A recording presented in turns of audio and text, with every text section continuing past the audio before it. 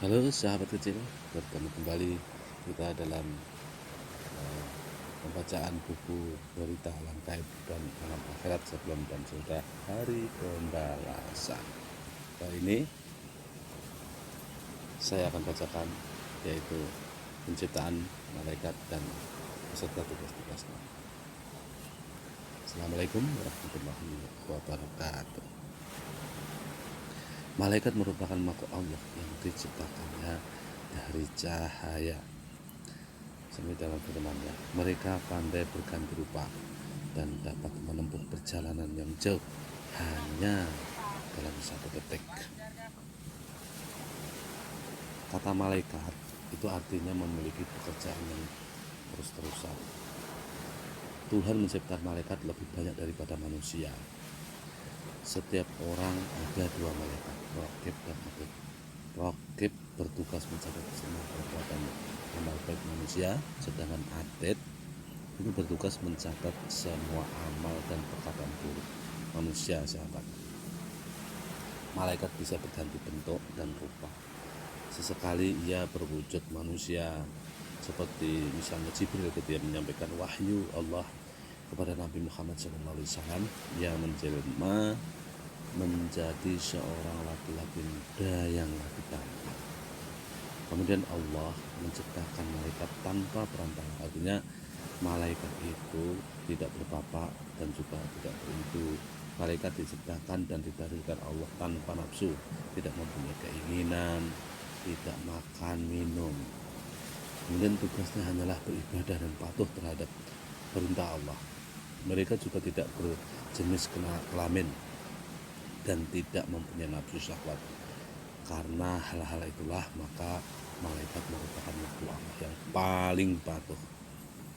Sekalipun mereka tidak akan pernah melanggar perintahnya. Seperti firman Allah berikut yang artinya, hai orang-orang yang beriman, peliharalah dirimu dan keluargamu dari api neraka yang bahan bakarnya adalah manusia dan batu. Penjaganya malaikat-malaikat yang kasar, yang keras, yang tidak mendurhakai Allah terhadap yang diperintahkannya kepada mereka yang selalu mengerjakan apa yang diperintahkan, yaitu Quran surat 66 ayat 6. Kita menjalankan ketika Nabi Muhammad menjalankan Isra dan Mi'raj, beliau singgah dan melihat langit pertama hingga langit ke-7. Dikatakan oleh Rasulullah SAW, tempat itu kebanyakan penghuninya adalah malaikat. Pekerjaan mereka, kata Rasulullah, tidak lain hanyalah bertahmid, bertasbih, memuji keagungan Allah.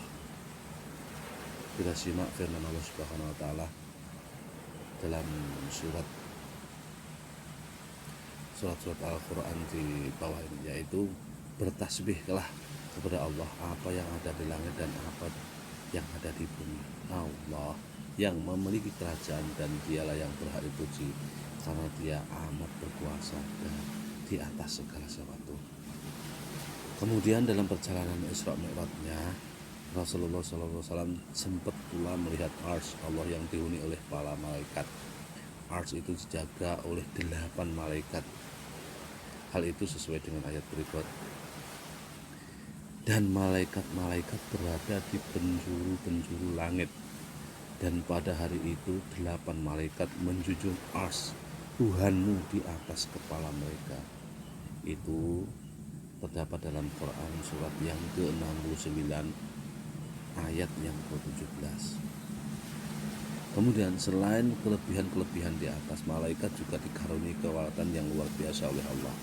Kekuatan malaikat pernah ditunjukkan ketika hanya dengan kedua tangannya malaikat mengangkat bumi, memutar dan menghempaskannya. Tak hayal penghuni dan segala isinya porak-poranda, luluh lantah. Allah menghendaki itu untuk menghukum penduduk Sadum dan Gumurah, umat Nabi Lut yang suka berbuat liwat, untuk sekarang homoseks. Padahal Nabi Lut yang sudah memperingatkan mereka meninggalkan perbuatan keji dan terkutuk itu.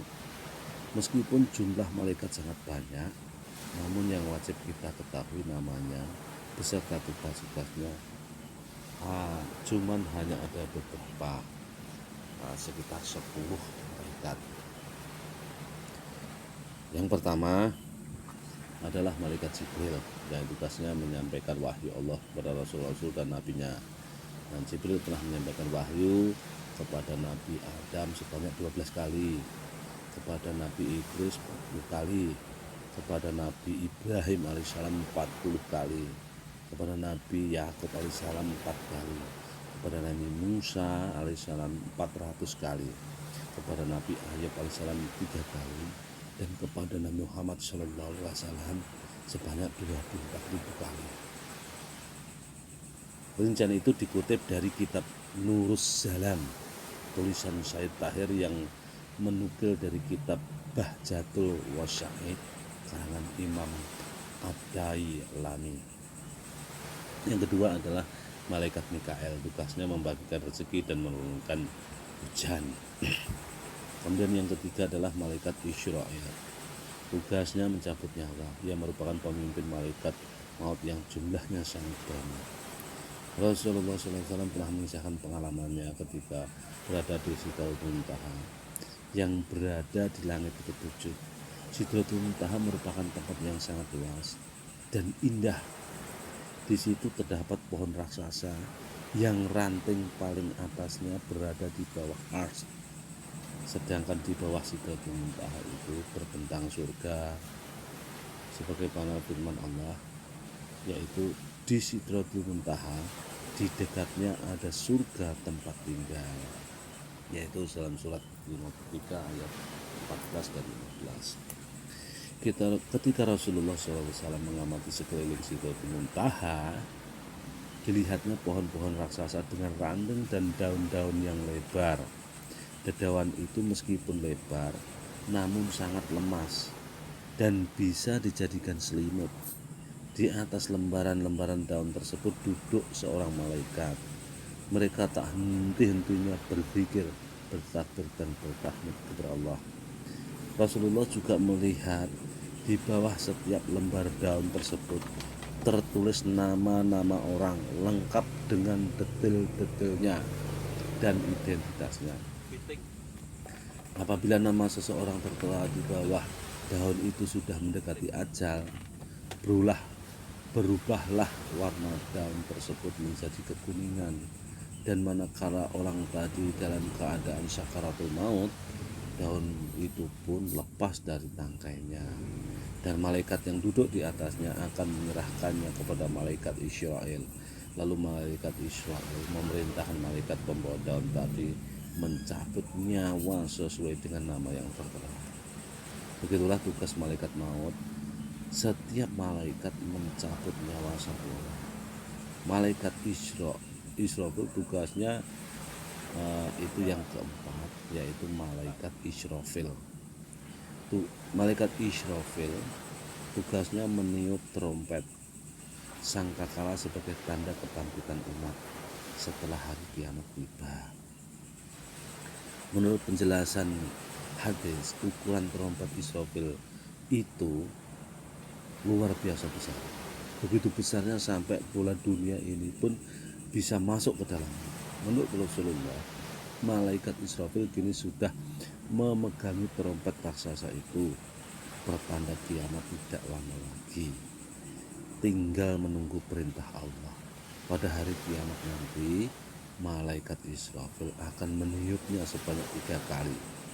Tiupan pertama untuk membinasakan seluruh makhluk bumi, kemudian tiupan kedua untuk meratakan bumi hingga menjadi bentangan daratan, dan tiupan ketiga untuk membangkitkan umat manusia dari kematian. Kemudian malaikat yang kelima adalah malaikat Ridwan. Tugasnya adalah menjaga dan mengurus surga. Beliau dalam tugasnya didampingi oleh sejumlah malaikat.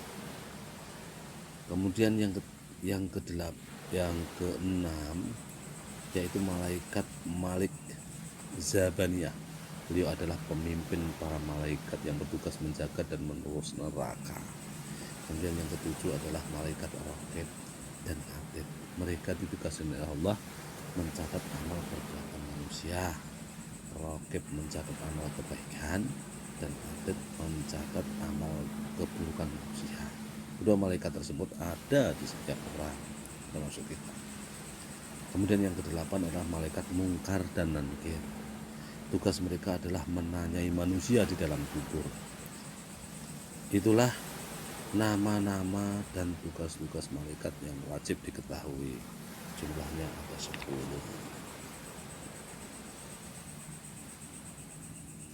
Kemudian sahabat kecil, little fellow, malaikat maut dikisahkan ketika menciptakan malaikat maut, Tuhan melapisinya dengan tabir yang sangat luas dan besar. Karena luasnya tabir tersebut, seandainya air laut dan sungai dituangkan ke atasnya, niscaya tidak setetes pun yang jatuh. Malaikat adalah makhluk yang berjisim latif, halus. Ia dapat menjelmakan diri dalam ukuran yang sangat besar ataupun sangat kecil. Sesuai dengan namanya, malaikat maut bertugas mencabut nyawa. Penyebab kematian adalah berpisahnya ruh dengan raga yang dilakukan oleh malaikat pencabut nyawa atas perintah Allah. Semua makhluk bernyawa pasti akan mengalami mati, tidak kecuali setan, jin, dan malaikat. Hal itu antara lain ditugaskan dalam ayat Al-Quran, yaitu setiap yang berjiwa pasti merasakan mati. Jadi tidak ada makhluk Allah yang tidak mati, tidak ada yang kekal, hanya Allah yang kekal. Walaupun datangnya kematian itu berbeda-beda, kita manusia dan binatang setiap saat bisa mati. Tidak begitu halnya dengan malaikat, jin, dan setan. Mereka akan mati setelah hari kiamat. Bagi manusia, kematian tidak bisa ditolak dan hindari karena hal itu merupakan kehendak Sang Pencipta. Begitu juga kita lihat banyak orang yang takut mati, sebaliknya ada juga yang menginginkan cepat mati.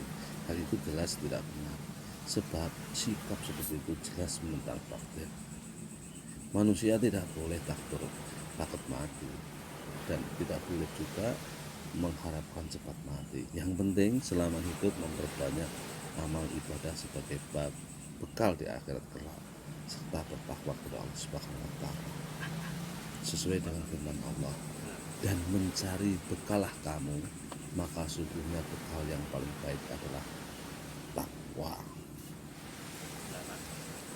Takwa menurut syarak yang tidak lain ialah menjalankan perintah agama yang wajib maupun yang sunnah, serta menjauhi segala larangan berat maupun ringan.